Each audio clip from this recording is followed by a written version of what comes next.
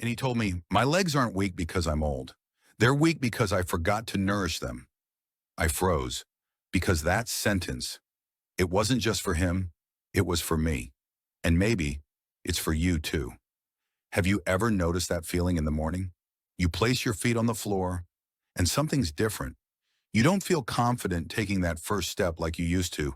It's not pain, not exactly numbness either. It's more like uncertainty, as if your legs don't fully belong to you anymore. Sound familiar? You probably thought, well, I'm just getting older. That's normal. But what if I told you that's not true? Your body isn't just aging. It's quietly trying to warn you. A soft but urgent signal repeating over and over again. I'm missing something. Please, help me. Picture this. In just 2 weeks without the right nutrients, the muscles in your legs can lose up to 10% of their strength. And sometimes they never fully recover. This isn't rare. I'm Dr. Robert Peterson. I'm 92 years old, and after more than 60 years of caring for thousands of older adults, I've learned a truth most people never hear. Weak legs are not just about age.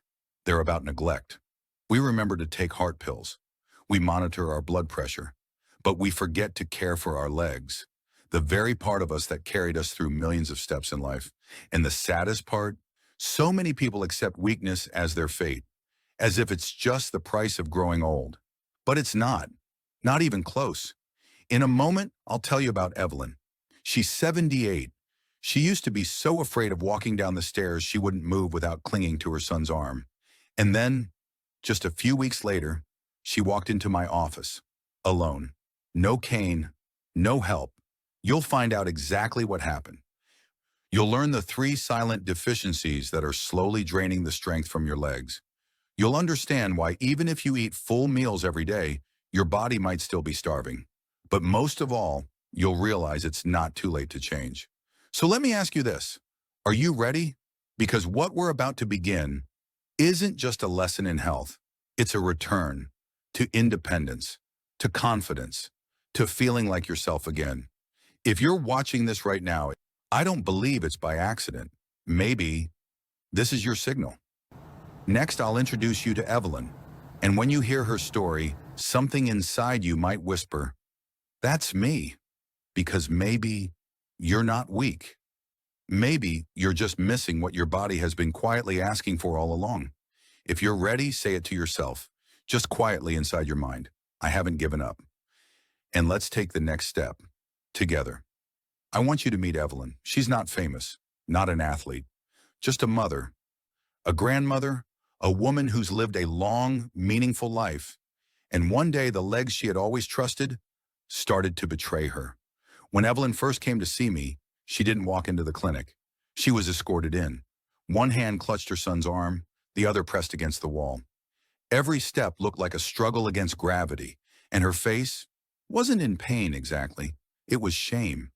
That look, tired, confused, quietly defeated, it stays with me.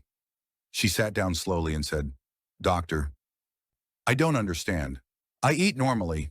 I try to walk a little every day, but I just keep getting weaker. Her son stepped in, voice soft with worry. My mom used to be so strong. After my dad passed, she stayed home more. First, she just said her legs were tired. Then it was the stairs. Then she started needing help to stand. But she still thinks this is just part of getting old. That sentence, it's just age. I've heard it more times than I can count, but I don't believe it. I looked at Evelyn and said, your legs aren't weak because of age. They're weak because they've been starving. She stared at me, caught off guard. I asked her what she'd been eating lately. She hesitated. Mostly white bread, some cheese.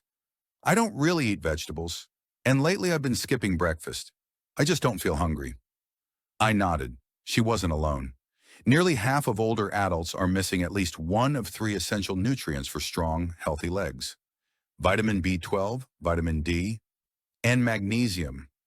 And the longer those deficiencies go unnoticed, the harder it becomes for the body to heal. Even if you try to walk every day, even if you think you're eating enough, without the right building blocks, progress never comes. She looked down and whispered, so what can I do? I smiled. We'll take it step by step.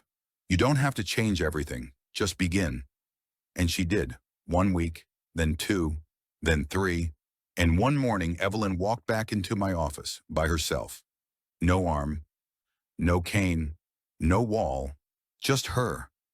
I still remember her face. There was light in her eyes again. I never thought such small changes could make me feel like me again, she said. Evelyn's story isn't rare. Maybe you're living it, or maybe someone you love is. That quiet decline, that sense of slipping away from yourself. But here's the truth. You're not out of time. You're not beyond hope. Right now, let's look at the 3 invisible forces that most people are missing, even if they eat 3 meals a day. First is vitamin B12. I always tell my patients that B12 is like the plastic coating around electrical wires. When we're young, that coating is thick, strong. Nerve signals shoot from your brain to your legs like lightning. But as we age, that protective layer thins, especially if we don't get enough B12. The nerves fray, the signal weakens, that's when you feel shaky, or disconnected from your own movement, like your legs are lagging behind the rest of you. Next is vitamin D. When we were children, just a few minutes in the sun was enough to keep our bones and muscles strong. But as we grow older, our skin loses that ability, and we spend more time indoors.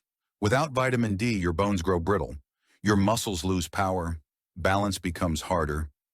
Many people think this is just aging, but it's not. Finally, we have magnesium. This one's quiet, overlooked, but absolutely vital. Magnesium helps your muscles contract and relax smoothly. Without it, you might wake up in the middle of the night with a cramp so painful, it rips you out of sleep. Sound familiar? You stretch, rub, maybe walk it off, but it keeps coming back. Now here's the part no one tells you. You can be eating enough and still be deficient. Why? Because after the age of 60, your stomach produces less acid. Your intestines don't absorb nutrients as efficiently. And most shockingly, many common medications like heartburn pills, diuretics, and diabetes drugs slowly drain away these very vitamins from your system every single day. That's why it's not enough to just eat well. You have to eat intentionally. That's what Evelyn did. That's what Michael did, an 82-year-old former mechanic who once told me he thought he'd never leave his bedroom again. Now, he tends to his garden every morning. I know it's hard to believe, especially if you're tired. Especially if you've tried other things that didn't work. But if you're still listening, I need you to promise me one thing. Don't give up. Your body hasn't stopped fighting. It just needs the right tools. And the best part? It's not too late. Next, I'm going to share something that might flip everything you thought you knew about getting older. You think your body's fading? Maybe it's simply been waiting for you to listen. Maybe you're not weak. You're just missing what your body has been quietly asking for. And that, you can change.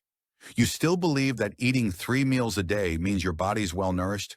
Please, pause for a moment, because everything I'm about to tell you might change how you see aging forever. Over the years, I've heard hundreds of patients say the same thing. But doctor, I eat normally. I don't skip meals. And yet, they still get weaker. They still wake up with painful night cramps. They still feel unsteady every time they try to stand. They still don't recognize the person they've become. Why? Because no one ever told them this one simple, life-changing truth. You can eat enough, and your body can still be starving. After the age of 60, your stomach begins to produce less acid, which means it can no longer extract vitamin B12 properly, even from the best foods. Your intestines absorb nutrients more slowly. And to make things worse, the medications you take every day, acid reducers, blood pressure pills, diabetes meds, are quietly draining away your stored vitamins and minerals. You don't know it's happening. Your family doesn't know it. And often even your doctor might not mention it.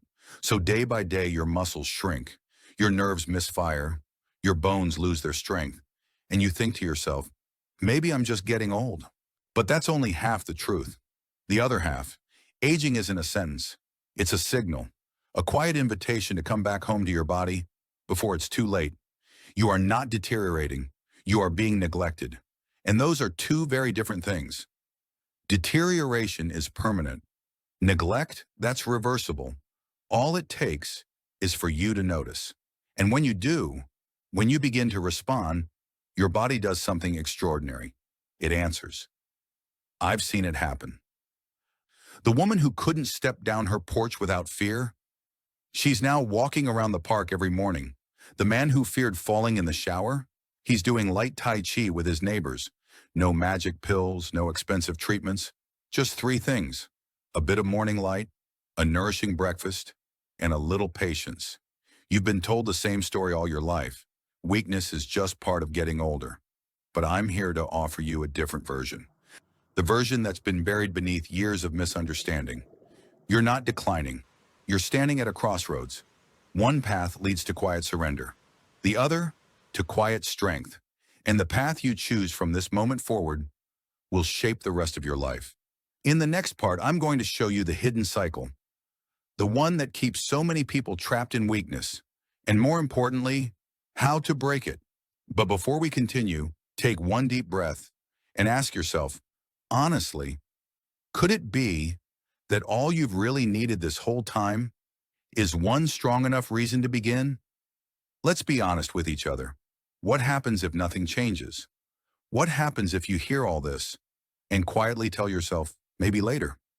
I'll tell you, nothing dramatic at first. No loud alarms, no sudden collapses, just little losses, silent ones. You'll avoid the stairs one day, just this once. Next week, you'll start holding onto furniture as you walk. Then you'll skip the morning walk you used to enjoy because your legs feel a little off. And before you realize it, even standing up from the sofa feels like climbing a hill. That's how it begins. Not with disaster, but with slow surrender. And the cruelest part, you'll start to believe it's normal. But it's not. It's not normal to lose confidence in your own body. It's not normal to feel exhausted after walking across the room. It's not normal to wake up in the middle of the night, gasping through a leg cramp so intense it makes you break a sweat. Those aren't signs of aging. They're signs of depletion. Your body has been whispering for help, and now it's starting to raise its voice. And if you ignore it long enough, that voice turns into silence. The muscles shrink, the bones hollow, the nerves fade, and independence slips quietly out of reach.